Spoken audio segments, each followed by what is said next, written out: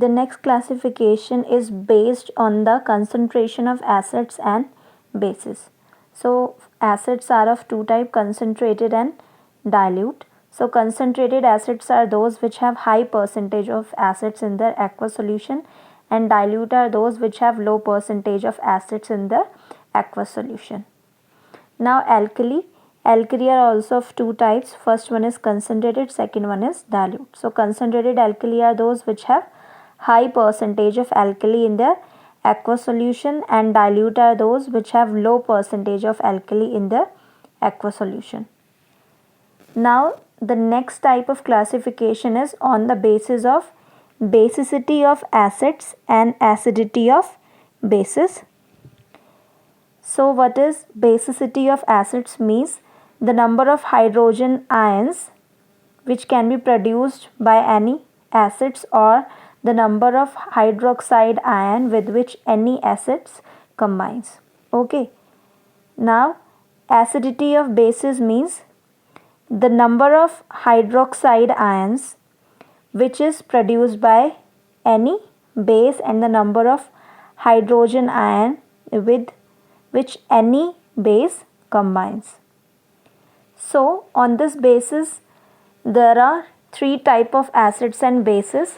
First one is monobasic acids. So monobasic, as the name indicate, these are the acids which ionizes in aqueous solution to produce one hydrogen ion. Mono means one hydrogen ion they will produce, and they will dissociate in one step. Their basicity will be 1. Like this example, when HCl it will react with water, it will produce hydronium ion and chlorine ion. Okay, and they will only form one type of salt, that is normal salt. Now the second type of acids are diabasic acids.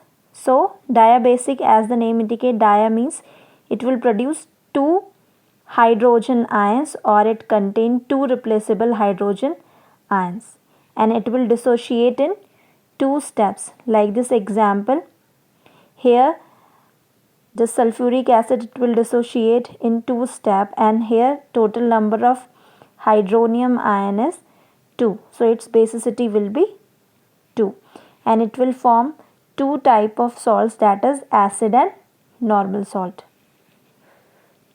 Triabasic acid, tria means it will contain 3 hydrogen ion per molecule of acid, and it will contain 3 replaceable hydrogen, and it will dissociate in 3 steps, and its basicity will be 3.